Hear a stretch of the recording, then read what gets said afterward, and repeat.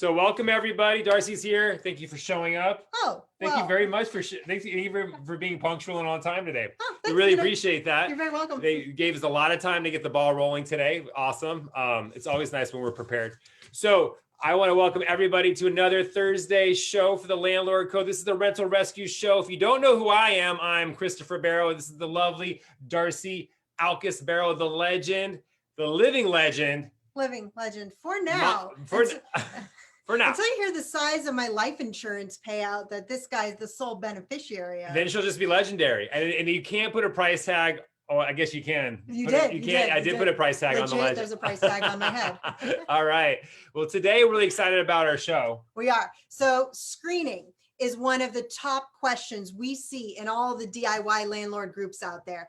It's also one of the top places that I see people on the regular making super easily avoidable mistakes that I know are causing them pain and money out the door down the line. Here's the thing. Everybody likes to help, especially if you're on an online board. You want to help somebody who's got a question. You're like, look, I've been there. This is the thing that I did. And unfortunately, with all good intentions, sometimes you get bad advice. And so today what we're going to do is sort of clear the air, give you a clean slate to work off of and help you understand the things that you should do baseline, just to make sure you're set up for success with your tenant when you go out to rent your property. Yeah, so today we are giving you 3 insider screening tips for screening your tenants next time you have a vacancy at your rental. And if you're one of the agents or property managers who follow us, we may be dropping some tips that maybe your agency doesn't actually have you doing as part of your process. So I'll share a quick story about that. So we work locally in the Bay Area. For those of you who don't know us on a national level, we work in Marin County. It is a suburb just north of the San Francisco, basically north of San Francisco. If you don't know us on a national level, you're welcome. This is your opportunity to see them before they were stars. So go ahead. I'm sorry. I wanted just to make that, I'm sure everybody knew that. All right, go on. Well, they haven't heard your rapping yet. Oh, not yet. Not yet. That's the carrot. That's the carrot. Stay tuned. So here's the story. So we know a lot of property management companies. We know a lot of agents from our days as baby agents when we were first getting started we've been in the industry 16 years now, served over $1 billion worth of rentals, less than a 1% eviction rate. So here's the story. We have a good friend who basically we came up with in the leasing world. We received the same training. We worked at the same company before we started ours. And we found out not that long ago that her company does not pull their own credit reports. They rely on the tenants. And this is a legit company in San Francisco doing a ton of leasing and property management. And they are in today's day and age, accepting self-supplied credit reports. Oh man, that's just a recipe for disaster. There's so much risk, and we're going to cover that a little bit further in today's training on today's show. But my point in bringing it up is that even when you're working with a property management company or an agent, they may not have some of the process and protocol that we teach in our program or that we utilize for our clients here at Foundation Homes Property Management. So if you're an agent or a property manager, or even if you're a landlord and you've hired a property manager, after today's training, it might be worth asking, hey guys, are you doing X, Y, and Z when it comes to my screening? And let me tell you, we just didn't start off knowing how to do all these things. We didn't start asking better questions. We had to suffer a lot of pain. We had to suffer a lot of bad feelings, sleepless nights, lots of martini evenings. Well, the pre-kids, when we could throw back a couple martinis. And post-kids. Yeah. But we, as more repercussions post-kids. But as a result, we've come up with this criteria, and it's really provided some really awesome results inside of our company, and most importantly, for the clients that we service. So we're just going to drop them on you right now. You want to just jump into it? So let's jump into our first tip. So the first tip, this is something I'm very passionate about, and I really want to drive this point home. We're going to circle back to it at the end. But the first thing is to establish your criteria for being a tenant in your property. So the things I like to talk to my clients about and let them know about, and what you should also know is hey, look, what's your minimum FICO score? FICO score is the score that you get on your credit report. So you want to establish that. In our market, we say 700. That's our personal established FICO score minimum. The second thing is, what's the minimum income that you're going to look at? For us, it's 3 times the monthly rent and gross household income. And that can come from anywhere, but generally speaking, that's what you want to look at. And then you also want to get an application from each adult living in the property. So what does that mean? That means if you're a husband and wife, or your roommates, or your husband, wife and wife, or your brother and sister, you're both living in the property, you definitely want an application from each adult. Yeah, so there is a lot to know about screening. And what we're trying to establish with this tip number 1 is that you need to have a process for it. So whatever your guidelines look like, when you come to owning your rental, you are owning a business, right? And the most successful businesses have processes and structure built around them. And that's what we spend a lot of time teaching in our program, which we'll tell you about a little bit more at the end today. But we spend a lot of time focusing on the process. So from tip 1, we want you to take away, what is your screening criteria? And you want to have it written, and then you want to stick to it. Stick to it. And I also would recommend you posting your criteria in your ad. And also at the property, if it's vacant, you can put it on the front door or in a visible area, maybe in the kitchen, on the counter, or on the refrigerator. So people, as they walk through the property, they see it. And if you have a Word document that you can create a PDF, when people ask for an application, you would also include that with your application. Basically, you want to make it visible wherever you can, as like a CYA tactic, right? Because there's a lot of fair housing things to consider when you're listing your rental, when you're showing your rental, when you're qualifying applicants. And there's a lot of risk in making a misstep when it comes to fair housing. And actually later on our, as part of our summer series, we are actually bringing on a fair housing attorney to talk about some of the top mistakes. That's coming up in a few weeks. We're excited about that episode. That's going to be great. And so as someone personally who hates process, or as a process aversion, I have an aversion to process and systems. Everybody in my company knows this. I stick to this one because I know how much pain it can cause. So definitely establish your screening criteria, have a process, have a system. You say you hate process, but when it comes to folding a towel, oh yeah, this guy folds towels like a pro. And if I dare make an effort to fold a towel, it's like off with their heads. Listen, off with their heads. My corner sheet game is like untouchable. All right, so you don't hate all process. I don't hate all process. The second thing is you want to do your own diligence, and I'm going to let Darcy run with this one because this is a personal passion project for her. Darcy, run this. So doing your do you want some help? I'm going to start off for you. Doing your own diligence. Doing your own due diligence. Oh, due diligence. Doing your own due diligence is an important part of the process of screening your tenants. So if you've hired an agent to do this for you, they will be doing it. But here's the part where you might want to ask some questions. You don't just take the tenant's word for anything. The tenant submits their application to you, and it is your job as the landlord, protecting your business and protecting your asset, to verify all the information on this application. So this means, number 1, pulling your own credit report. Yes. Do not accept a self-supplied tenant credit report. It is way too easy in today's day and age to fabricate anything, let alone a credit report. And we've literally seen this happen. I've got a great story about that. So years ago, early on in my business, this is when the market crashed. 08, 09. I was working with a prospective applicant for a property. He applied, didn't qualify. Unfortunately, we did not move forward with that person. Then I received a phone call from a prospective client that I was going to work with. And she said, hey, look, I want to work with you, but I have some applicants. I'm looking at them first. And if they don't work out, I will call you. And since I knew the market was had a lot more properties than it had actual prospects, I just asked the question, hey, would you mind telling me who that applicant is? And she said, she gave me their name.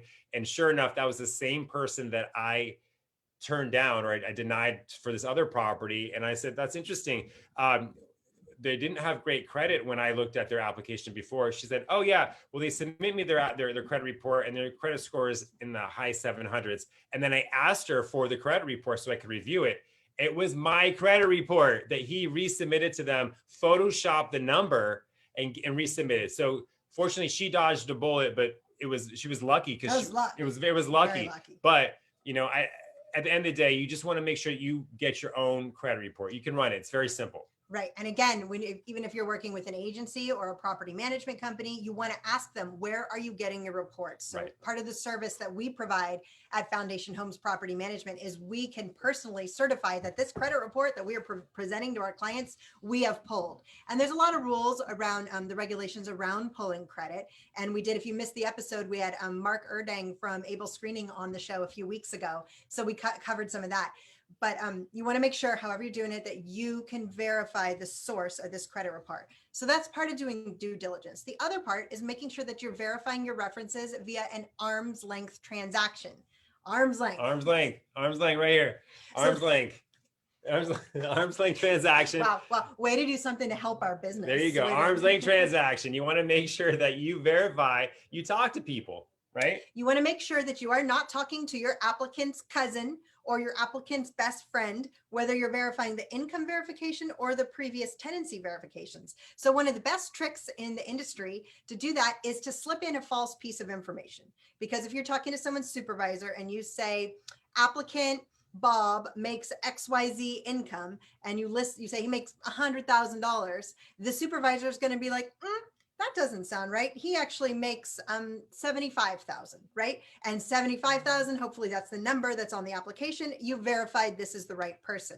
However, if it's a fake reference, they're just going to agree with whatever you say. So you can do that for the landlord reference too, right? Just quote the incorrect amount of rent or quote the incorrect amount of time.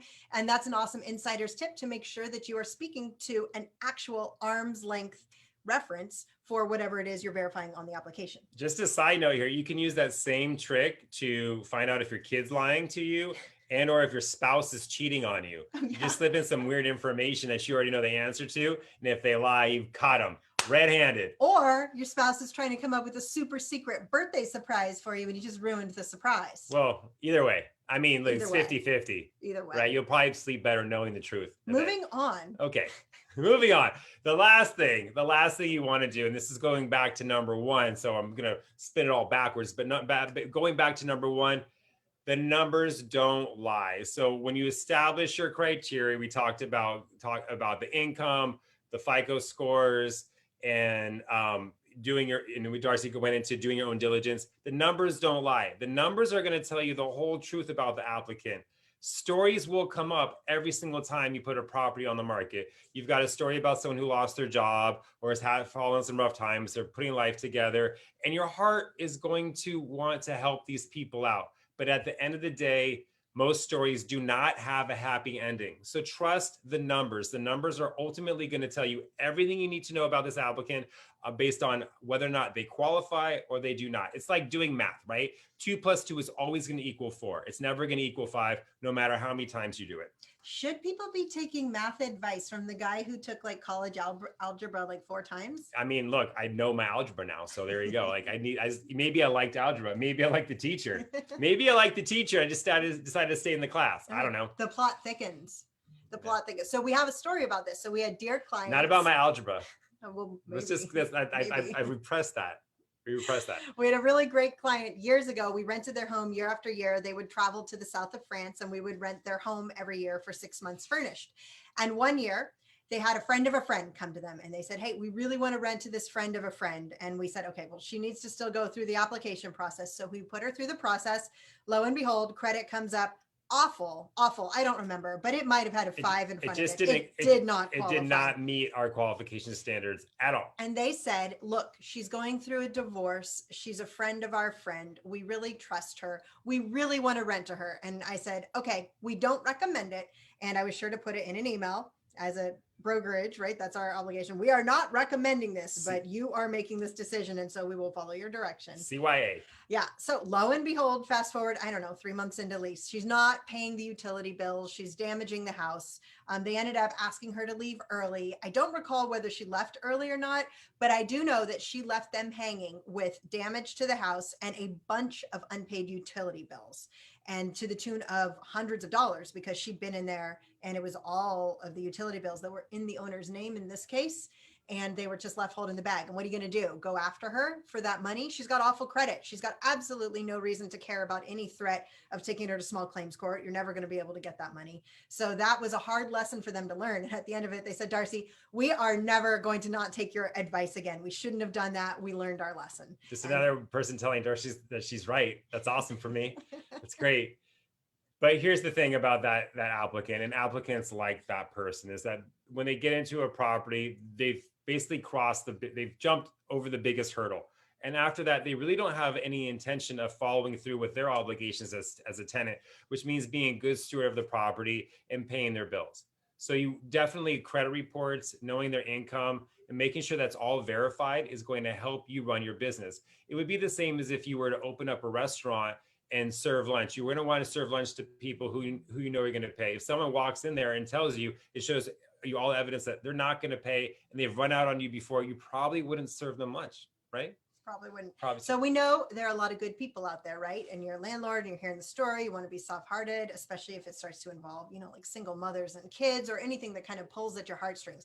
We know you're good people, and we know it's really hard sometimes to know in those scenarios, but you are also running a business. Unless you bought this rental property specifically to be a charity, and there certainly are cases where that is the intent of the property, unless you've purchased it with that intent, this is not a charity. This is a business, and it is this rental property is the sum of things that you have worked really hard for in your life to acquire this property, right? So you have to treat it like a business.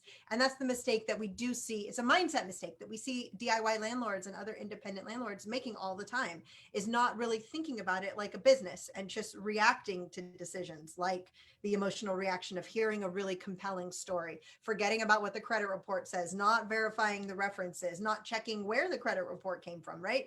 Those are all things, you're a good person, you want to look past.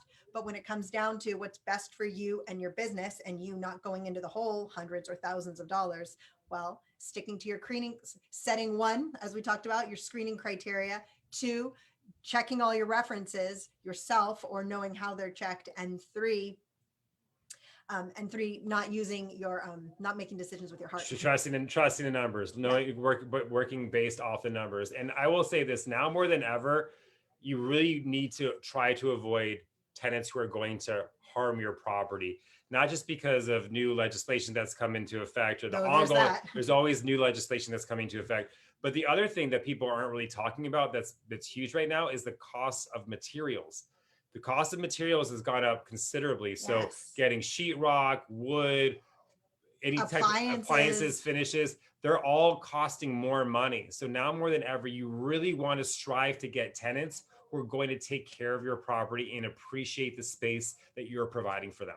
Yeah, so there's a massive, what we've found in the, 16 years we've been in the industry, is there's a massive knowledge gap, right, of most landlords. Here is your newbie landlord, bright and shiny, just starting out, ready to get started with the investment property. Here is the experienced landlord who's been through it all, who actually knows how to do things, who's running it profitably, predictably, and like a business, right? But there's this massive knowledge gap in between. And like down here is like a lot of pain and alligators and there's a lot of suffering down there. It's down there, right?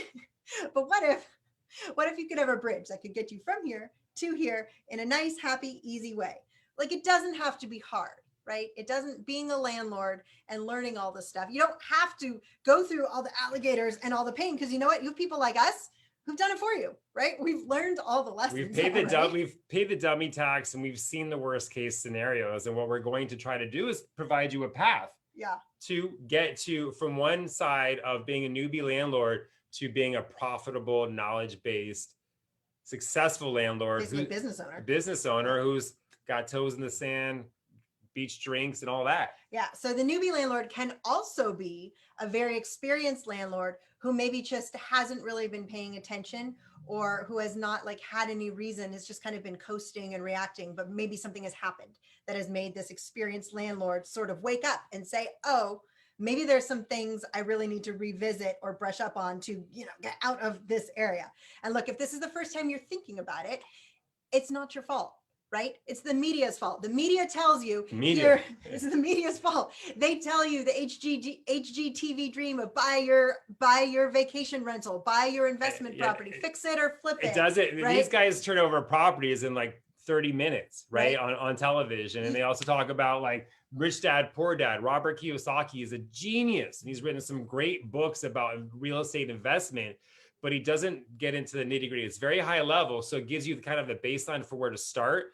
But there's this whole other side of it that talks about the management, the things that actually can actually go wrong with your property, dealing with tenants, knowing how to make business decisions around your property so that you can reach that level of sophistication in being a profitable rental business owner. Right. And look, you got into it for the right reasons. And if you have a rental, you did something right, and congratulations. You're already ahead of 90% of the people out there who are just kind of thinking about becoming a landlord. So you already have the thing, you've done the thing, and that's something to be proud of. But now you have a choice. How are you going to proceed? Are you going to be the person who walks off the edge and butt down here? Or do you want to be the guy? Do you want to be the gal who's the toes in the sand, pina colada in hand, cell phone is ringing inside, and you don't care? You're not panicked if it's a tenant breaking your lease or a tenant giving you another maintenance request. You don't have that like fear because you have a solution. You have a roadmap and you know what you're doing. So that's a good segue. We have a great roadmap for you that we'd like to offer you. Yeah, Sheila, do you mind throwing up the screen share? And we want to say we are going to take questions. We know there are a lot of you who had write-in questions, particularly about screening, or you may have another issue that's come up. So we're going to take questions at the end here. But we do want to show you, I know those of you who've been following us know we've been talking a lot about this for the last few months, and we are super excited to be able to announce and give a special opportunity for those of you who are here in our network to join us on our beta launch, founding members launch of our course. So we just dropped this for the first time last week. So this is week 2 that we're making this offer. We are doing a special beta launch of the Landlord Code Profitable Property Roadmap. So would you like to say hello to a profitable rental property, predictable income, and problem-free tenants while living the landlord life that you deserve and that you signed up for, right? I would, absolutely. So the thing that we run into a lot oftentimes with landlords is they didn't realize how much work the running a rental business actually is. They thought they could just buy this thing, put it on cruise control, and the money would just flow in. Right? Like I've got a friend who will take care of it. I've got a handyman who I can call, but people aren't really recognizing like the amount of thought and time and planning that might go into like one work order that your tenant might submit, or about some of the legislation you need to be aware of on the back end when processing a security deposit disbursement, so you don't end up in small claims court. Or of that handyman that you're dependent on, like when someone goes on vacation just around the time that you really need them. Like, what are you going to do then? Right? Do you have a plan for that? Good handyman are like gold right now. I know, right? All right. So, but what if we told you that owning a rental property doesn't have to be stressful? And what if it could be not only problem-free, but profitable? And you can look like this young lady. That's what I'm going to look like soon, whenever we're allowed to book our next beach vacation. So how would that feel for you if you had that feeling? For those of you who have felt some pain before, raise your hand, put your hands in the air. If you felt it, you know what we're saying. How would that make you feel to have a painless and profitable rental? And what would that open? What would that make possible for you and your family? And consider for a minute that, if you could just focus on your family, your job, and not have to deal with the headaches and all the stuff that will be the distractions and noise of bad tenants and fixing problems at your property. How would you feel about your life knowing that your rental property is actually making you money on a regular basis? And even more than that, what we'd love to see is for you to get out of this place of kind of confusion and not knowing, and be so awesome at running your first rental property that you are now motivated to go out and buy that second one and third one because you're not afraid and you have a plan. So that's what we really want for everybody. And here's the thing, this isn't rocket science, but it does take asking better questions and knowing the better answers. And so we like to offer you today is the $1 Million Mindset Method, or the Profitable Property Roadmap. Mm-hmm. So this is what we've been working on, basically the sum of, I don't want to say the sum of our existence, but the sum of our property management existence. So here's what we've got for you guys. It's an online digital course.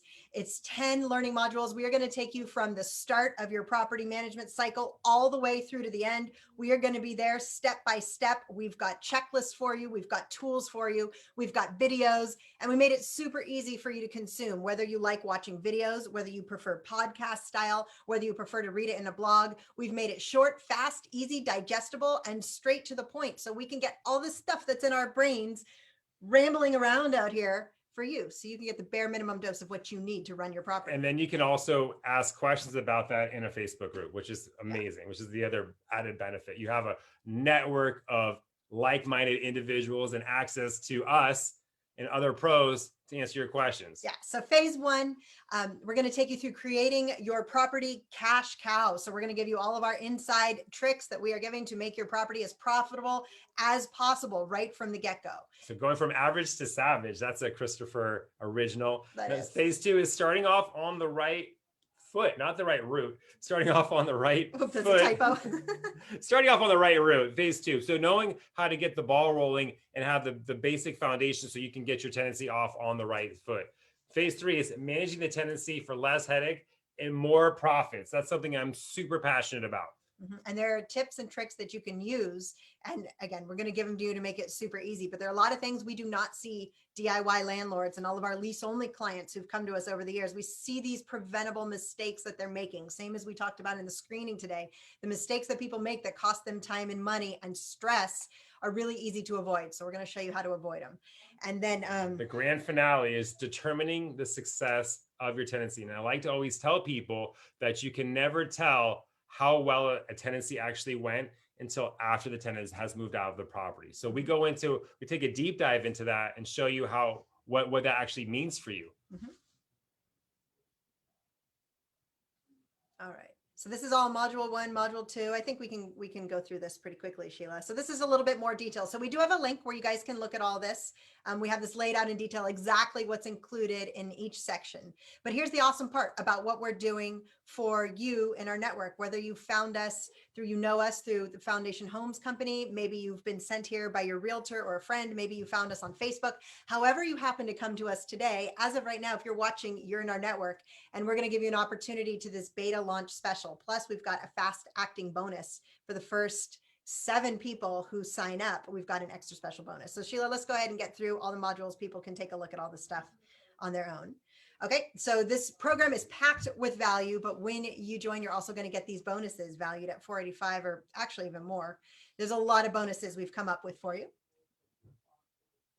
And then can we go ahead? Next screen. Thank you. All right. So the first one, we're going to give you the Back to Basics series. So this is a lot of stuff. If you've been following us here in our summer series, a lot of the topics we're covering here, along with tools, it's going to be a summary of all this. It's going to be awesome. And the ROI prediction calculator is another bonus. That's great. It basically allows you to look at your rental property from the date you bought it to how much it's worth currently and how much you're renting it for, and show you like a real life snapshot of what's happening today and what you can actually consider happening in the future. It's a prediction tool, essentially. It's like basically a crystal ball. It is kind of like a crystal ball. So we're going to give you a troubleshooting guide, what to do if your property doesn't rent, the tricks that we've been using for our team over the years. Bonus 4 is SOS, so I have a problem tenant, another super common question we get. So we're going to give you our methods for dealing with a problem tenant. I have put on my fire hat many times to help landlords out with tenants that are challenging, and we've helped them right the ship. So you're going to be able to get like inside of my brain, avoid all the weird stuff. Yeah, also avoid a lot of stuff in there. But get to the part about how to deal with tenants. Avoid the algebra part for sure. For sure, avoid the algebra part. All right. And then bonus number 5, this is something we're working on right now. I'm super excited about this. This is going to be our property management expose. So we've realized that a lot of people who follow us are working with a property management company, and they're following us because they want to learn more about their rental, owning the rental, and essentially what they should be watching their property management company do. So obviously, as insiders in the industry, we know a lot of things that maybe you don't know. So we're working on an expose so you can know if you're working with the right company, or if maybe you want to do it yourself. So then you get lessons, you get tools, checklists, flowcharts, guides, transformative action worksheets to show you where you are today, what you things that you're going to do, and what that's actually going to look like for you in the future. So it's a real life snapshot of what you can do with your rental business and what it will look like if you follow these tools. Right, because being a landlord, it can be lonely. Sometimes you don't know if you're doing it right. But it doesn't have to be hard. As long as you have the playbook, as long as you have a roadmap, as long as you have someone in front of you who's already gone through the pain, showing you how to do it, you can skip all the pain and the alligators and all that, skip all that stuff and just cut right to the pina colada in hand, toes in the sand. So we're going to drop this course in September for $897, but we're doing a beta launch, which is actually also going to be a cohort launch, which is going to give you access to us. We're going to be teaching this real time with you guys on a weekly basis. And we're doing it for a very special price of $597 because we really want people to cash in on all this knowledge. Right. So this is a limited time offer. We've got limited seats available because we are going to be teaching it live, or you'll be consuming the content and then we'll be going live and discussing the week's content once a week together.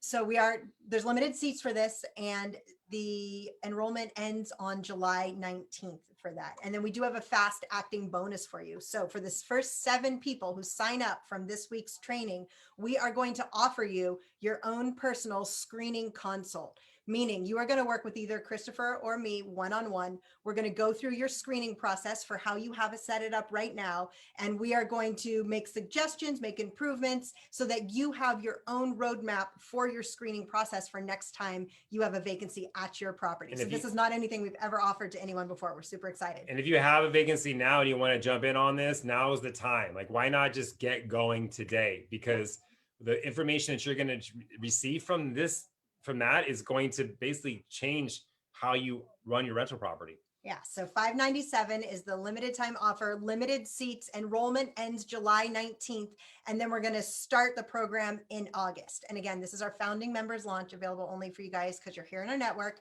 We're going public in the fall, but this is your special price. You're never going to see this price and these offers again. So we hope that we will see you join us. If you are ready to say goodbye to problem tenants, create a predictable income stream, reclaim your time, and manage your rental property profitably and problem-free. Literally, this is the key. This is what you watch HGTV. This is what you read about. This is what all those magazines are about. This is the whole tip. This is the part they don't talk about. They show you the results, exactly, but they don't show you how to get there. Right, exactly. And we know that people will eventually get there. And if you're here watching us today, it's because there's a reason for it, right? What we want to do is, we know that this path will create the results for a long-term profitable rental business for yourself. Yeah, and we can't wait to help you get there. So we have the URL here. You can read more about the course at profitablepropertyplaybook.com. Thank you. We have that on the next slide. Oh, I love that photo. Nice job, Megan. Nice. All right. So that's where you can find us. That's where you can read more. And then if you want to take advantage of our special offer, that's for this week's show, just when you sign up and then you get the email response, just respond to the email and say, I want the bonus. I want the fast acting bonus. I want my screening.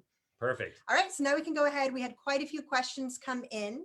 We'll see how much time we have. If you're watching us live, either on Zoom or Facebook, you can go ahead and throw your question in the chat. We can take questions specifically about screening. We can take questions about the course, or if you have something separate related to property management, you can go ahead and put your question in there as well. And I want to start with one that I know we didn't get to last week. She had asked about trip and fall. She had said, look, if I have a tenant who moves into my property and has a trip and fall and wants to sue me, is it possible for that tenant to sue me as the landlord for that accident? What's the answer to that question? The answer is anyone can sue anyone for anything. So you bet your bottom britches she can sue you for that. But the question comes out, what's going to happen to the lawsuit, right? So the first thing we always recommend to landlords is make sure you talk to a good landlord insurance agent. Make sure you've had the right consultation to make sure you have the right landlord insurance policy for you, for your personal net worth, for your property. That's the first thing you want to make sure you're covered on, right? Right, exactly. The second thing is you want to make sure you don't have any hazards in your property. Did this tenant trip and fall because you had some loose carpet? And then it comes down to, were you aware of it and didn't fix it? Because that's pretty easy negligence case. And that's an argument for really taking really great care of your rentals, right? And knowing the types of things that could be a liability, the types of complaints tenants have. That's one area that our property management company really excels, is helping advise our clients, like, okay, this may seem like a little thing, but this is something you should really fix because it could be a liability XYZ, and this is what we've seen. Exactly. And this just goes back. We have a whole portion in our course that we talk about this, but it goes back about setting yourself up for success and looking at the property and making sure that you've done the things to your house, to your rental property, to avoid things like this. Because let's face it, as soon as a tenant moves into your rental property, you no longer have control of what goes on inside of there or who comes over. So there's a lot of things that you can do to help protect yourself long term, and also which will ultimately protect your pocketbook and your bank account.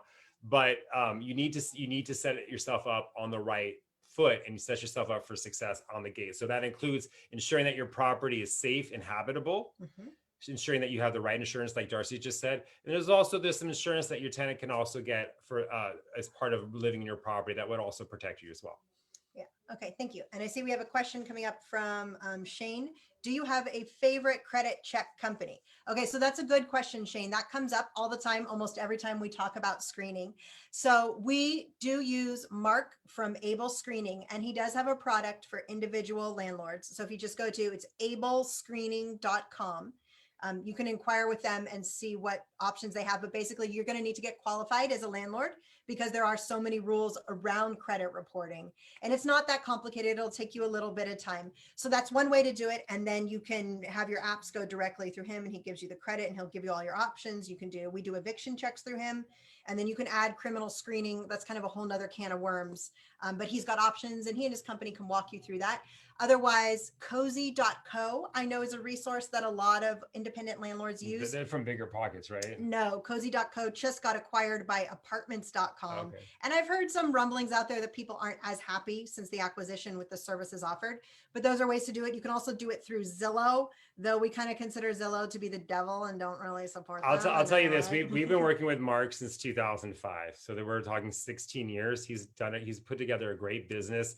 Mark was actually one of the original founders of, or worked with Fair Isaac, the guys who built out. No. His story is he had the option to join onto Fair Isaac. He knew them. He knew them personally, but he's been in the game for a long time. So we like him. He's not a newbie. He's not piecing it together. Everything he talks about is just coming from a great track record. So I love Market Able Screening. Here's a great question from Lori. I'm about a year or a little more away from my first rental purchase because and she's like, would you recommend I sign up for the course now or wait? I recommend you signing up for the course now because it is going to basically help you identify the rental property for yourself, identify how you can make that work for you the best way possible. It's always good to have all the knowledge base and have that brain trust on the front end. And also you'll be able to ask questions from us and other people in your group that will help you get the right rental property and ultimately make you more profitable. For sure. And Lori, what I will see, one thing that we've seen, and we talked about this in last week's show with one of my good friends who's been kind of on the sidelines. She really wants to buy a property. She's been waiting, is that we see a lot of people kind of get stuck in Never Land, right? You want to buy a property, but I think people get stuck when they get afraid of the unknown. So one of the things as we were developing this course that we did it, I won't call it is entry level, but it does have a lot of elements that I think landlords who've been doing it a long time probably haven't thought about it just because we're approaching it from a property management ground up level versus a reactive level. But like, I think new people, if you're going to be a new landlord, the more you know, the more confident you're going to be stepping into your first rental. And that confidence maybe the thing, that pushes you over the edge to say yes to a property, because the hardest part is saying yes to your first property. And then what you don't want to do is chasing after things and being reactive on the back end. Having a game plan, but also like if you're thinking about investing in a rental property, and let's say you were like, look, I've got 3 or 4 options here. You can ask the group or ask us directly, like, hey, what do you think is the best one? We can actually talk you through some, I don't know, give you some talking points, give you some questions to ask to make sure that you're making the right decision for yourself, ultimately long-term. Yeah. And the ROI calculator that we're including as a ROI calculator is going to be great. Yeah. That's really helpful in analyzing the deal. So there are a lot of like free tools you can get out there. If you're on like Bigger Pockets and stuff, they have great tools, I think, for their paid members. So we look at it just a little bit differently, and we try to put it in sort of like everyday language instead of like necessarily like investor language. Exactly. The way that we look at it and try to coach our clients to look at it. Yeah. All right. Okay, awesome. Well, I think we've gone a little bit over for today's show. If you guys have future questions, if you're in our private Facebook group, this one is the free group. Anyone can join. You can always throw a question during the week up anytime in there. We have a lot of smart people in that group. We have seasoned landlords. We have newbie landlords. We have other property managers. We have other industry professionals. We have people from our team. A lot of people are in that group. And then once we get started with this first cohort launch, we're actually going to have a separate members only group, and that's going to be more targeted, and we'll be able to get a little more private access to Christopher and me to help you with things like if you're considering a rental, is this the right one? And we do talk about picking the right rental in the course also. And if you guys have found any value from anything that we've talked about today or other shows, drop it in the chat. Let us know. We'd love to hear back from you. If there's things that you'd like us to cover, tell us about it, because we want to hear from you. Yeah, so this was episode 4 of the Rental Rescue Show covering screening. Coming up next week, we are talking to a plumber, and we are going to be, we're so excited. Kenny's so awesome. I can't tell you about the number of jokes that we may or may not say on air that have been going back on our text thread prepping for this show. I've been working with Kenny for a long time. I trust him and his team implicitly with my property and all of the properties in our portfolio. He is just a wealth of knowledge. He actually called me before the show. He's just awesome. He can answer. He knows everything about plumbing. It's amazing. So what we're going to be covering specifically is sort of the top 3 ways that he sees landlords waste money on plumbing emergencies and plumbing repairs. So this is going to be the type of show that is going to help you save more money and help you be more educated about some of these tenant plumbing complaints. It's probably, I would say plumbing is probably the biggest. It's the number one maintenance call, like hands down, because lots of things can go wrong with plumbing: water heaters, sewage backups, flooding, leaks, sewage toilet floods, flappers, the whole thing. Like you don't want to flush this opportunity down the toilet. But no, definitely show up next week. It's going to be great. And if you have specific plumbing questions that you might want answers to, drop them in the chat. Hopefully we'll get to them. All right, everybody. It's been great today. Thank you so much for showing up. We'll see you next week. In the meantime, stay safe, stay healthy. Take care. Bye, everyone.